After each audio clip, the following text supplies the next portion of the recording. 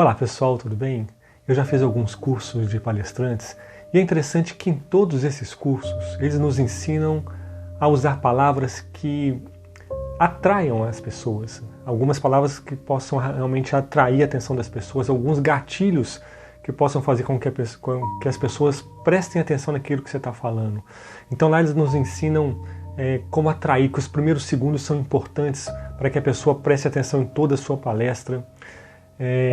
Alguns gatilhos também que eles nos ensinam, o que a gente deve falar, o que a gente não deve falar, como olhar, como se portar. Tudo isso para atrair a atenção das pessoas. E nessa cultura de cancelamento que estamos vivendo hoje, muito mais, eles nos ensinam isso, a cuidado com o que você vai falar nas redes sociais para que você não seja cancelado, enfim. Quando a gente pega a vida de Jesus, a gente vê que ele é o contrário de todos esses cursos, de todos esses treinamentos de palestrantes. Porque Jesus falava aquilo que tinha que ser falado. Ele tocava na ferida. Ele estava preocupado era com o nosso céu, com a nossa salvação. Então ele não passava a mão na nossa cabeça. Ele não falava palavras doces, às vezes ele falava palavras duras, ele chamava de hipócritas, mas ele queria a nossa salvação. Ele falava o que tinha que ser falado. No Evangelho de hoje nós vemos isso, Jesus falando que um profeta não é aceito em sua casa. Aquela famosa frase, aquele famoso ditado, né, que um santo não faz milagre na sua casa.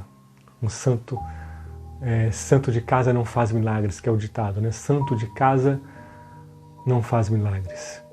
Jesus estava na Galileia, ele tinha ido para a sua casa, ele estava ali pregando, entrou na sinagoga, leu o profeta Isaías falando que ele era ungido do Senhor, que aquela palavra tinha se cumprido nele, e as pessoas já começaram a ficar incomodadas com aquilo, falando, mas eu conheço esse é o filho do José, do carpinteiro. O que ele pode estar falando de bom? Ele está viajando, começaram a reclamar. Aí Jesus fala, né, que o profeta não é bem aceito na sua casa.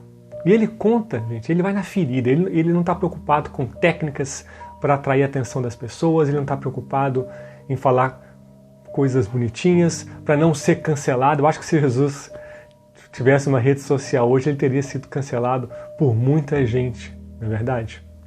Então ele não estava preocupado com isso. Ele começa a contar, existiu 2 grandes profetas no Antigo Testamento, né? Existiam 2 grandes profetas, Elias, que através dele a graça de Deus chegou numa viúva que não era israelita, que era de outra região, estava morrendo de fome e através desse profeta a graça chegou nessa casa. Ele fala também que no tempo de Eliseu, no meio de Israel existiam muitos leprosos, mas foi um leproso, Natã, um sírio, que foi curado.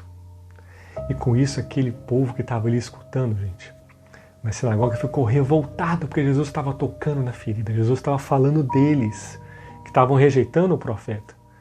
Eles ficaram com tanta raiva, com tanto ódio, que eles queriam matar Jesus ali mesmo, pegaram Jesus e levaram ele para um precipício para jogar lá de cima.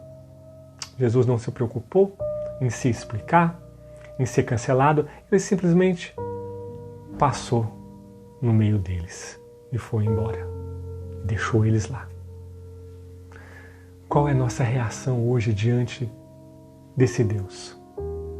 Qual é a nossa reação hoje diante dele que quer nos curar, mas que muitas vezes toca na nossa ferida, nos aponta onde a gente precisa mudar por amor, porque ele é louco de amor por cada um de nós e ele quer nos levar para o céu, ele quer a nossa salvação.